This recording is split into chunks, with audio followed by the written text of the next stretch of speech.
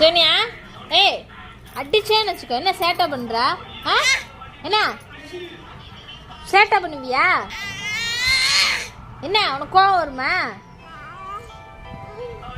இங்கே சொல்ற பேச்சு கேட்கலன்னு வச்சுக்கோ, அடி விழுவோம். என்ன என்ன அடிச்சிருவான். போடி